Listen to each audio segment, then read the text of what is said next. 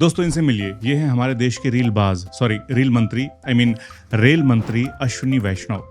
हादसों पर हादसे हो गए, सवाल उठते रहे और ये बंदा वंदे भारत की रील पोस्ट करता रहा। मुझे लगता है कि मोदी कैबिनेट के ये इकलौते मिनिस्टर है जिनको कांग्रेसी, बीजेपी, सपाई सब मिलकर पूरा देश एक साथ कोसता है। किसी ने मस्त लिखा कि बंदा प्लेटफॉर्म पर चने बेच लेगा लेकिन रेलवे से इस्तीफा नहीं देगा। और इनकी हालत ठीक गोदी एंकर गुल्लू जैसी है, जिनके मजे सब लेते हैं लेकिन बचाने कोई नहीं आता। थोड़ी मर्यादा रखिए। लेकिन दोस्तों इतने हादसों के बाद जब बात पाव पाव तक पहुंच गई तो गोदी मीडिया को बचाने आना ही था। और 2014 से 23 के बीच 71 रेल दुर्घटना सालाना हुई।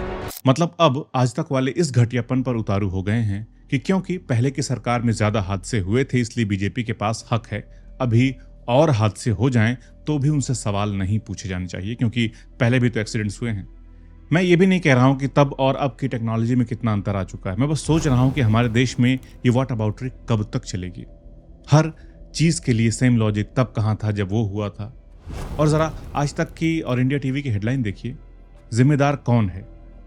अरे रेल मंत्री और प्रधानमंत्री के अलावा कौन होगा जिम्मेदार? पापा नाराज हो जाएंगे। लेकिन कोई बताए ना बताए, मैं तो जरूरी सवाल पूछूंगा। तो दोस्तों किसी भी ट्रेन को पॉइंट ए से पॉइंट बी तक अगर जाना है तो इसके बीच उसको कई सारे स्टेशन पास करने ही होते हैं। पर ऐसा तो है नहीं कि एक ट्रैक पर एक ही ट्रेन पॉइंट बी तक जा रही होगी, और भी कई ट्रेन्स को जाना होता है। कई सारी ट्रेन्स एक साथ मिलकर ट्रैवल कर सकें इसके लिए सिग्नल्स लगाए जाते हैं। ये सिग्नल हेल्प करते हैं ट्रैक्स पर ट्रैफिक कंट्रोल करने में। इनका काम होता है ट्रेन को बताना कि वो जिस लाइन पर है वो आगे क्लियर है या नहीं, उसे कितनी स्पीड में चलना है, कब रुकना है, कब नहीं रुकना है।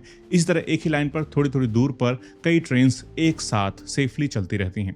यही सिस्टम है जो बहुत अच्छी तरीके से काम भी करता रहा है। लेकिन कभी कभी ये सिग्नलिंग सिस्टम ऑफ हो जाते हैं, खराब हो जाते हैं, जिसकी वजह से या तो इन पर कुछ नहीं दिखता या फिर रेड हो जाते हैं। और स्टैंडर्ड प्रोटोकॉल कहता है कि जब ऐसा हो तो स्टेशन मास्टर को एक रिटन अथॉरिटी देनी होती है ड्राइवर्स को कि वो रेड लाइट होने के बावजूद आगे जा सकते हैं। लेकिन ट्रेन को हर सिग्नल पर 1 मिनट के लिए रुकना होता है और फिर 10 की स्पीड से ही गाड़ी को चलाना होता है। इस रिटन अथॉरिटी को TA 912 फॉर्म कहते हैं।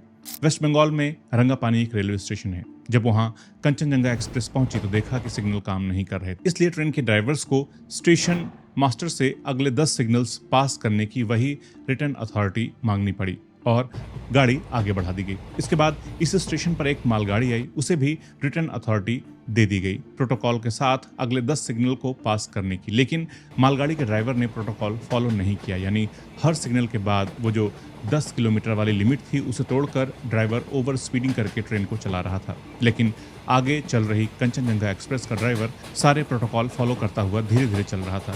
कंचनजंगा एक्सप्रेस ने 9 सिग्नल पार कर लिए थे। अब वो 10वें सिग्नल के ग्रीन होने के इंतजार में रुकी थी और तभी पीछे से ओवर स्पीड में चली आ रही मालगाड़ी से उसकी टक्कर हो गई। कंचनजंगा एक्सप्रेस को पीछे से मालगाड़ी ने टक्कर मारी है। कंचनजंगा एक्सप्रेस हादसे का शिकार हुई, जिसे पीछे से आ रही एक मालगाड़ी ने जोरदार टक्कर मार दी। कंचनजंगा एक्सप्रेस को मालगाड़ी ने मारी टक्कर।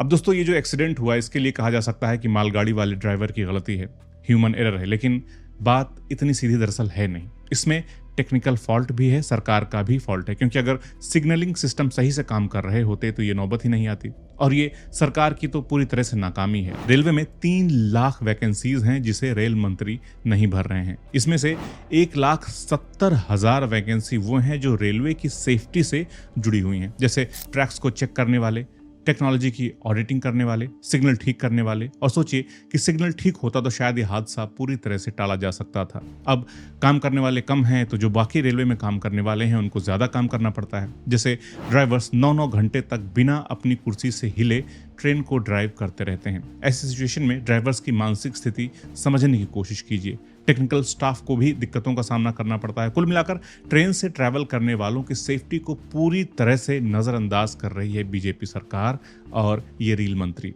पढ़े लिखे लोग, बेरोजगार लोग घूम रहे हैं हमारे देश में। ये वीडियो देखिए आप लोग।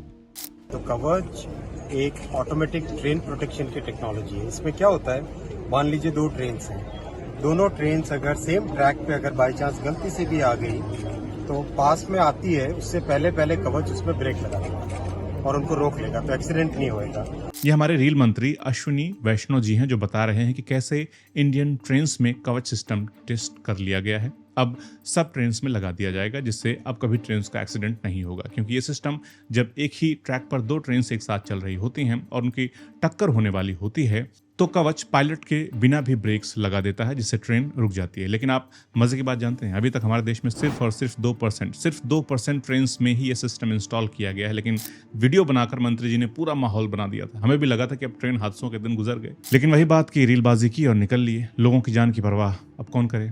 सरकार की नाकामी यहीं तक सीमित नहीं है। इस साल अभी 6 महीने भी नहीं बीते हैं, लेकिन अब तक 17 ट्रेन डिरेलमेंट के हादसे हो चुके हैं और बीते 17 जून को जो हुआ उसने पूरे देश को एक बार फिर 2 जून 2023 की याद दिला दी, जब ओडिशा में ट्रेजेडी हुई थी, यानी जब 2 पैसेंजर ट्रेनें और एक मालगाड़ी आपस में टकरा गई थी, जिसके कारण ऐसा जान माल का नुकसान हुआ जो रेलवे एक्सीडेंट के इतिहास में भी नहीं देखा गया था। उस दिन 293 लोगों ने अपनी जान खोई थी, 1000 से ज्यादा लोग घायल और जख्मी हुए थे। आइए जान लेते हैं कि क्या है इंडियन रेलवे की वो 3 समस्याएं जिनकी वजह से हमारा रेलवे एफिशिएंटली काम नहीं कर पाता है, क्योंकि एक्सीडेंट्स का पैटर्न काफी सेम ही देखने को मिलता है।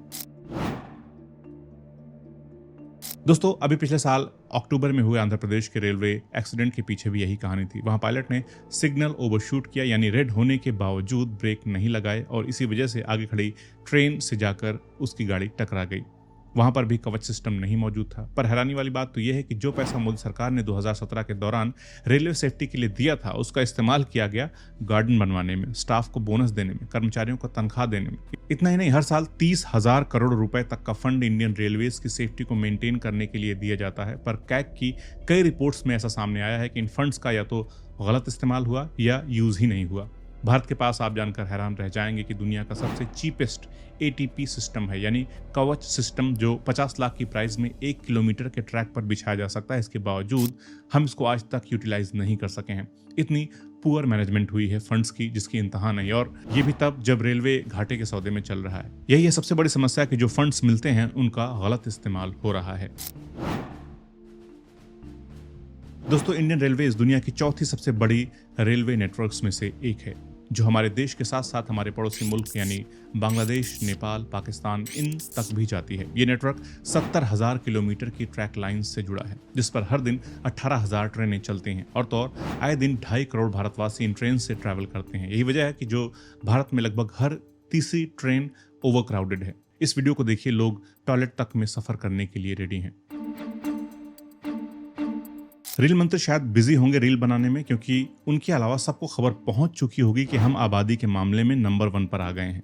और आबादी ज्यादा होती है तो ट्रेन भी ज्यादा लगती हैं, लेकिन न नई ट्रेन हैं, न पटरी है, न पैसेंजर ट्रेन में बढ़ोतरी हो रही, बल्कि बनाई जा रही है वंदे भारत। और ऐसे में क्या होगा? यही होगा कि पैसेंजर वाले बंदे वंदे भारत में पिल पड़ेंगे। हमारा रेलवे नेटवर्क दुनिया का चौथा सबसे बड़ा नेटवर्क क्यों ना हो, इसके बावजूद हमारे पास ट्रैक लाइंस की कमी है। यही वजह है जो अक्सर हर ट्रेन देरी से चल रही होती है, क्योंकि उनके पास कोई अल्टरनेटिव रूट नहीं है जिस पर ट्रैफिक ना हो। बावजूद इसके रेलवे मिनिस्टर का यह कहना है कि पिछले साल हर दिन कर्मचारियों ने 7.41 किलोमीटर की ट्रैक लाइन बिछाई है। अभी भी ऐसे कई प्रोजेक्ट्स हैं जिनको तारीख पर तारीख मिलती जा रही है। एग्जाम्पल के लिए ये है, द वायर में छपे इस आर्टिकल के मुताबिक 800 से ज्यादा रेलवे प्रोजेक्ट्स 3 साल के डिले पर हैं। Lalitpur, Satna, Rewa, Singrauli rail line project ये 16 साल के डिले पर है। इनफैक्ट ये प्रॉब्लम इतनी बड़ी है कि इसकी वजह से वंदे भारत जैसी ट्रेन को अपनी स्पीड कम रखनी पड़ती है, क्योंकि पटरियां उसे सपोर्ट नहीं करती हैं। खाली इसे ही नहीं, हर रेलगाड़ी को अपनी स्पीड कम करनी पड़ती है, वरना पटरियां धोखा दे सकती हैं। ये एक कॉन्ट्रीब्यूटिंग फैक्टर है जो रेलगाड़ी लेट चलती है। और ये क्यों है, इसका जवाब भी इसी में छुपा हुआ है कि सेफ्टी फंड्स सही से यूज नहीं किए जाते हैं। जैसे कैग की एक रिपोर्ट के अनुसार 10,000 किलोमीटर हमारे देश में ऐसी ट्रैक्स लाइन हैं जिन्हें इमीडिएटली रिपेयर की जरूरत है, और हर साल लगभग 4500 किलोमीटर की ट्रैक लाइन के ऊपर काम करने की जरूरत है। इतना ही नहीं, 2021 की रिपोर्ट में उन्होंने ये तक मेंशन किया था कि रेलवे के कुछ पुराने हो चुके एसेट्स को बदलने की जरूरत है, जिनकी वैल्यू 60,000 करोड़ की है। इनमें से 58,000 करोड़ सीधे ट्रैक लाइंस की रिन्यूअल वाले सैंक्शन में आते हैं, लेकिन इस पर भी कोई एक्शन नहीं लिया गया। एक तरह से कहा जाए तो रेलवे ने जानबूझकर हमारी सेफ्टी को कॉम्प्रोमाइज करके फंड्स को मिसमैनेज किया है। तो दोस्तों, ये है हमारे रेलवे की हालत, और ऐसी खस्ता हालत में वंदे भारत की वीडियो पोस्ट करने का क्या मतलब है? ये गरीबों को चिढ़ाना ही है। इस वीडियो में दोस्तों इतना ही। जल्द मिलते हैं एक अगले वीडियो में एक नए टॉपिक के साथ। नमस्कार।